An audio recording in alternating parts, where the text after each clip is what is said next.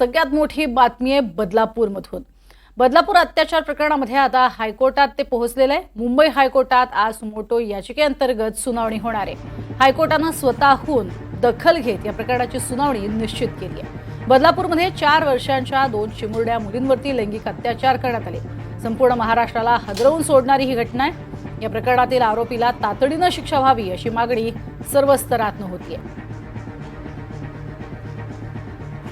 बदलापूरमध्ये परवाच झालेलं आंदोलन हे ताजं असतानाच आता या प्रकरणामध्ये त्याची दखल जी आहे ती सर्व पातळ्यांवरून घेतली जाते। हायकोर्टात हे प्रकरण पोहोचलेलं आहे आणि आज सुमोटो याचिकेअंतर्गत सुनावणी होणार आहे।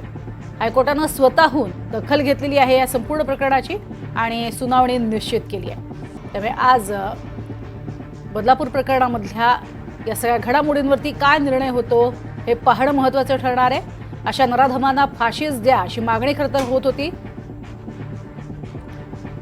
गेल्या काही दिवसांपासून आपण पाहिलं होतं शाळेचे पालक आणि त्याबरोबरीनं आंदोलक हे सगळेच आक्रमक झालेले होते आणि त्यातच आता ही सुमोटो दाखल करून घेतल्यानं नेमका काय निर्णय होतो पाहणं महत्त्वाचं ठरेल। अधिक माहिती घेऊयात, महेश बागल आमचे प्रतिनिधी आपल्या सोबत आहेत। महेश, आज महत्त्वाची सुनावणी पार पडेल। बदलापूरच्या प्रकरणामुळे देशभर खळबळ माजलेली होती, याचे मोठे पडसाद उमटलेले होते आणि यानंतर आता या संदर्भात SIT जरी स्थापन करण्यात आलेली असली तरी मुंबई उच्च न्यायालयाकडून या संदर्भात आता दखल घेण्यात आलेली आहे। स्वतः मुंबई उच्च न्यायालयाने सुमोटो दाखल करून घेत याची सुनावणी निश्चित केलेली आहे।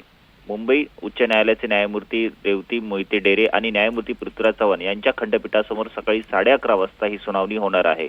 वास्तविक ही लैंगिक शोषणाची घटना बदलापूर येथील एका शाळेत घडलेली होती। 12 आणि 13 ऑगस्ट रोजीच्या दरम्यान ही घटना घडली होती आणि एका 23 वर्षीय सफाई कामगार अक्षय शिंदे याने 2 अल्पवयीन मुलींचे लैंगिक शोषण केले होते। यानंतर ह्या मुली शाळेत जाण्यासाठी घाबरत होत्या, तेव्हा त्यांच्या पालकांना संशय आल्यामुळे त्यांनी मुलीची चौकशी केली असता त्यांनी घडलेला प्रकार त्यांच्या पालकांना सांगितला।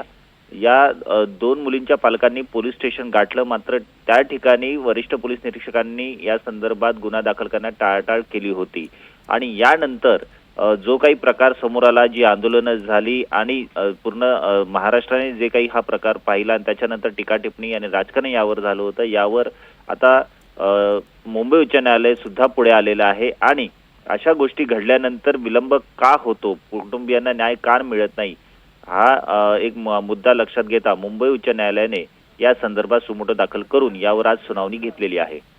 नक्कीच, तुर्तास धन्यवाद या संपूर्ण माहितीसाठी महेश।